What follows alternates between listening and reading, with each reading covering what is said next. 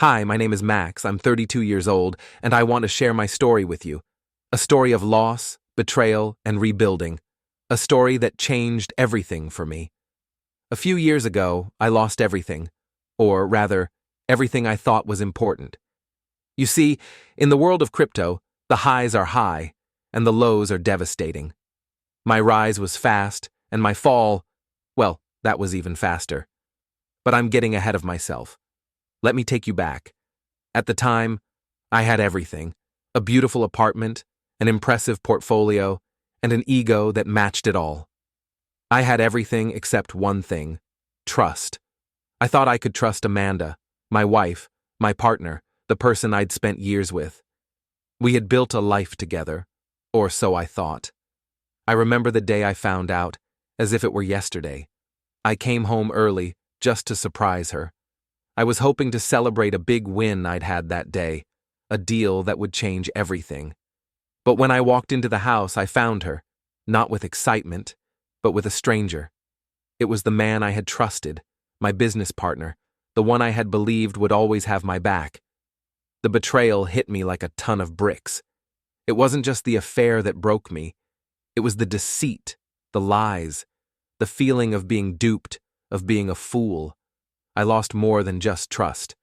I lost my sense of security, my confidence, and ultimately, my purpose. But what could I do? My world had shattered in a moment, and I had to find a way to pick up the pieces. The next few months were a blur. I packed up my things, left the apartment that we had shared for so long, and moved into a small, anonymous place. I couldn't face the people I knew, and I couldn't even face myself. The money, the status, none of it mattered. I had nothing to hold on to anymore. But as time passed, I realized I wasn't alone. I had my team. They weren't just employees. They were friends, people who believed in the mission I had built. They stuck with me through thick and thin, even when I didn't believe in myself. We started rebuilding, not just the business, but our vision. It wasn't about making money anymore. It was about something bigger, something meaningful. In those days, I learned the importance of resilience. It wasn't about how fast you could rise. It was about how well you could stand up after you fell. It wasn't about wealth or status.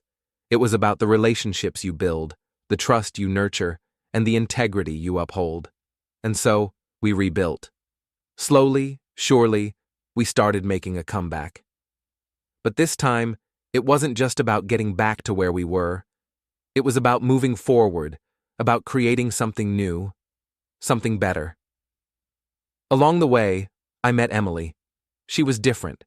She wasn't impressed by what I had lost or what I could offer. She cared about who I was, not who I used to be.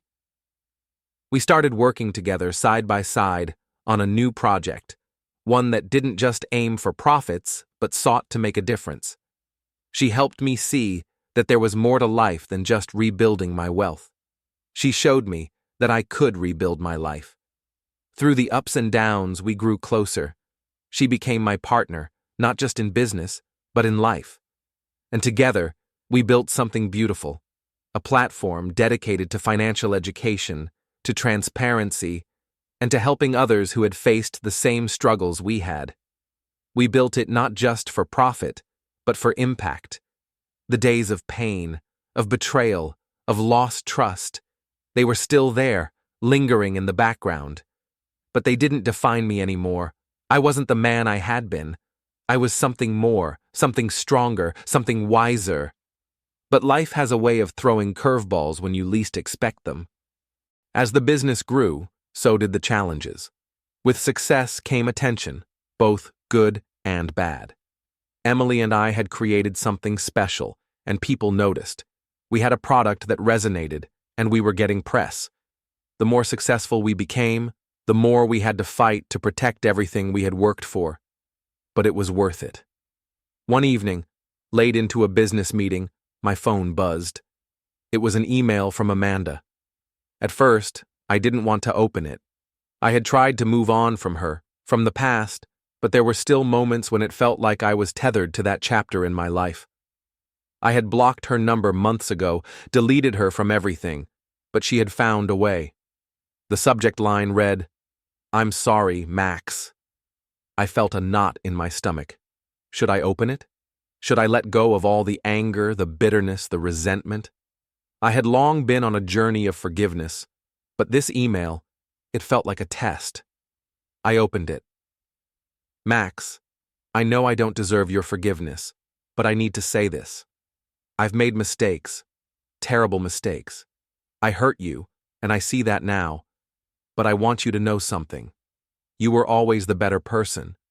I wasn't strong enough to admit my mistakes when we were together, but I am now. I've been struggling, and I need you to know I regret everything." That was it.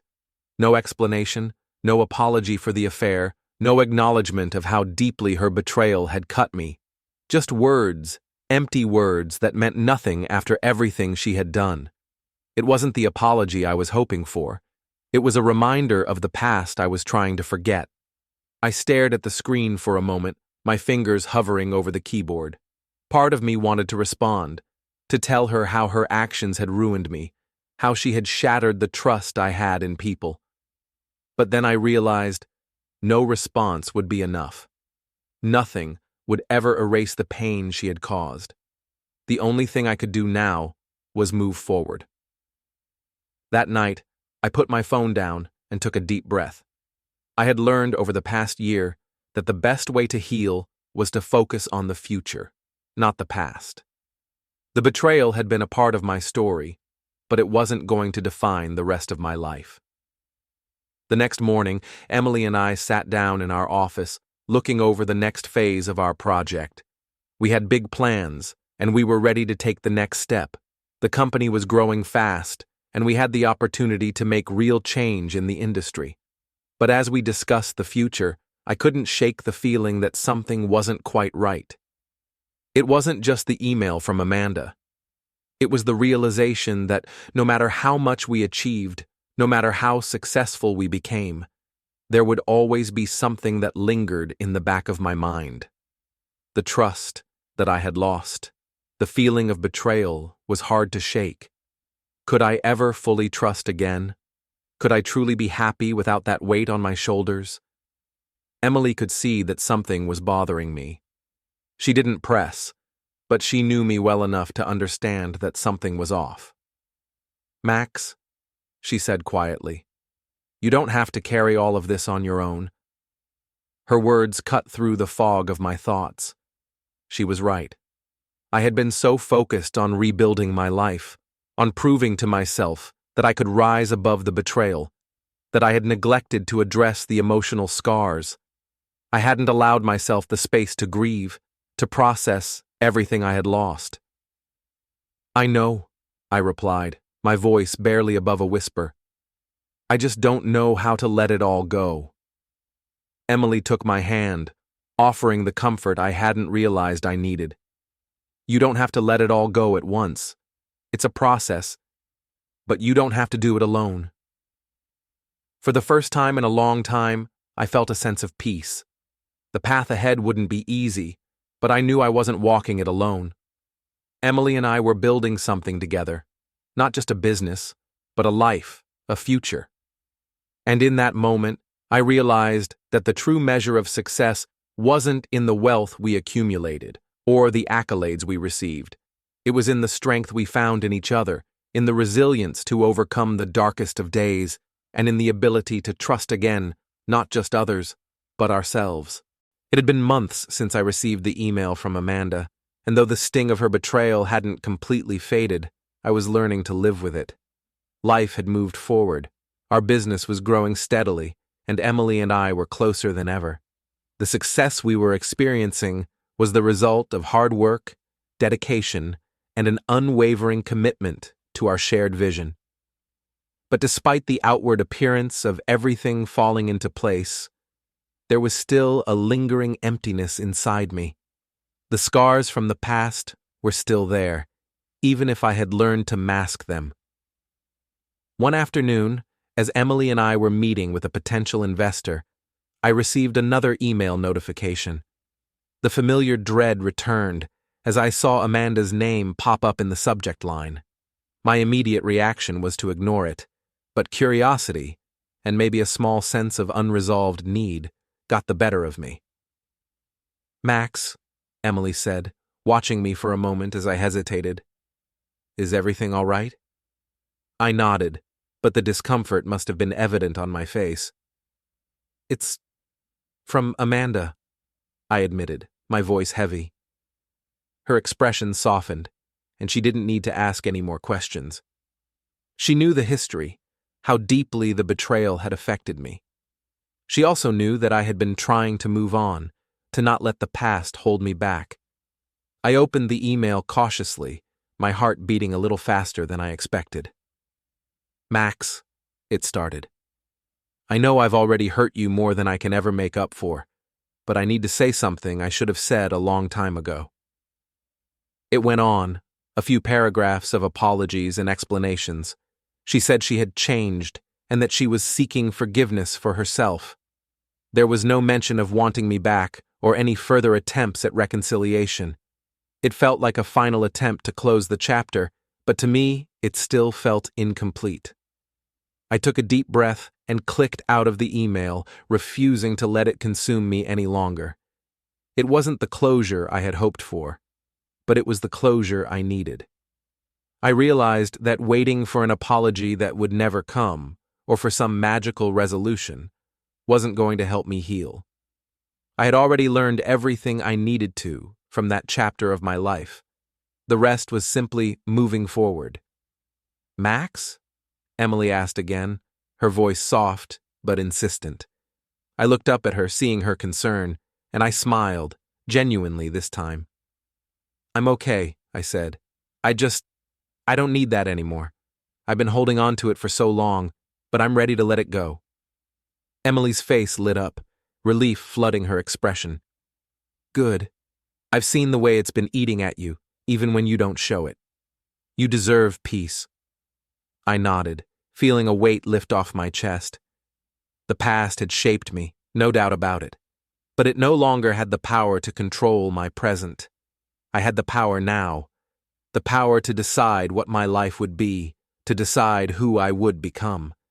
We finished the meeting with the investor, and by the end of the day, we had secured a partnership that would allow us to expand the business internationally. It was a huge win, but it didn't feel as important as the personal victory I had just achieved. For the first time in months, I felt like I had taken a real step forward. The days following that moment were filled with new opportunities. The business was thriving, but it wasn't just about the success we were building. It was about the trust Emily and I had in each other. The bond we shared, it was the foundation of everything I had.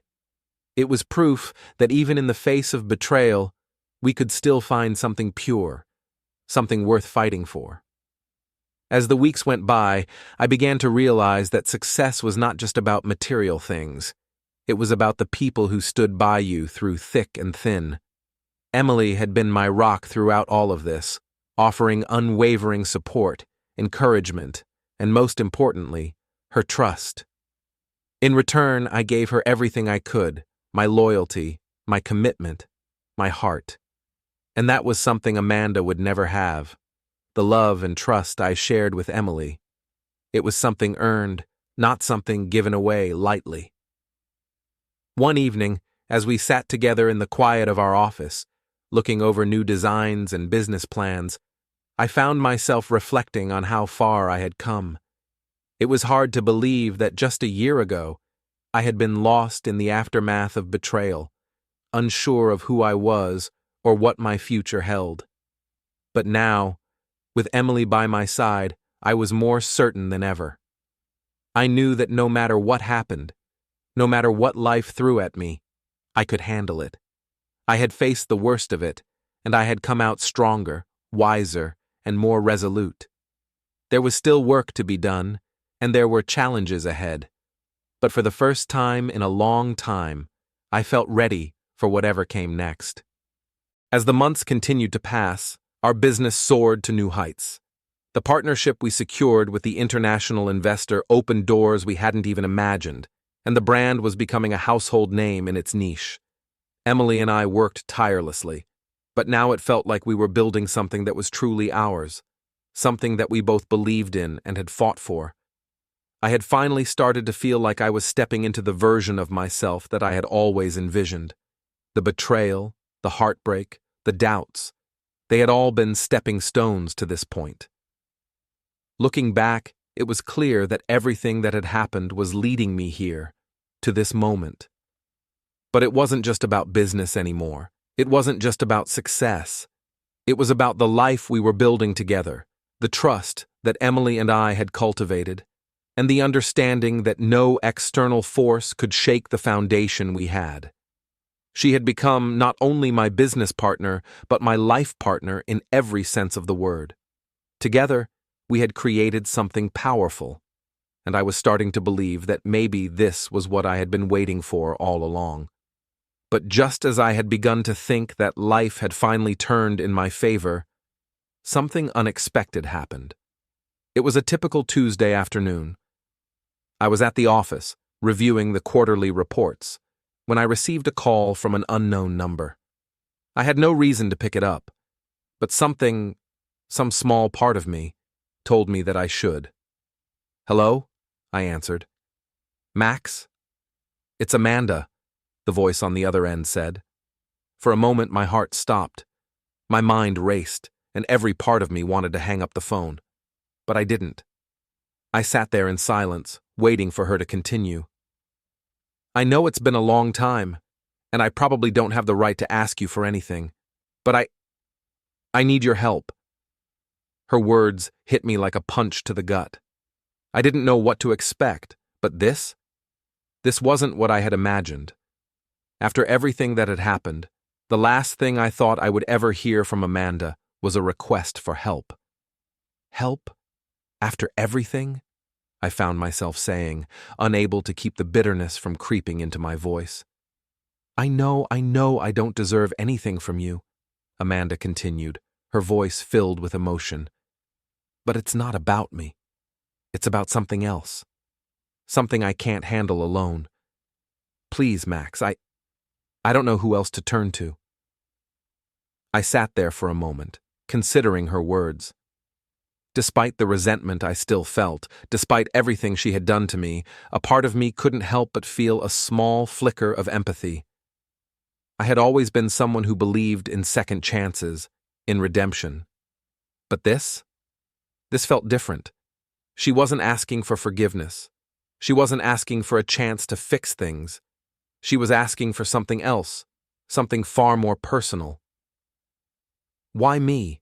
I asked, finally breaking the silence. I don't have anyone else," she said, her voice cracking. "I've made so many mistakes, Max. I ruined everything I had, and now I'm paying for it. But I need your help, please." I closed my eyes, letting her words wash over me. I had long since let go of the idea of reconciliation.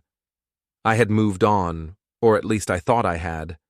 But hearing her like this, vulnerable, broken, and desperate, stirred something in me that I hadn't expected. But at the same time, I couldn't help but wonder why now. Why after all this time? Why was she reaching out to me only when everything had fallen apart for her? "I'm sorry, Amanda," I said, my voice steady despite the turmoil inside me. "But I can't help you. Not after everything that's happened. You made your choices. You hurt me, and I've moved on. I'm sorry, but I can't go back to that." There was a long pause on the other end of the line before she spoke again, her voice softer now. "I understand," she said quietly. "I don't deserve anything from you. I needed to say it. I needed you to know that I regret everything." I didn't respond. There was nothing left to say. I had been given the opportunity to forgive, and I had chosen not to.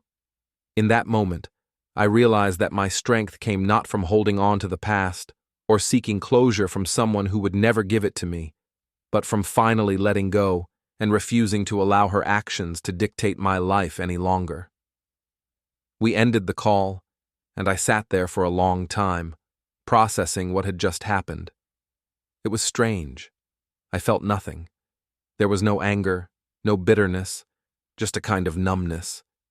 She was a part of my past, a chapter that I had already closed.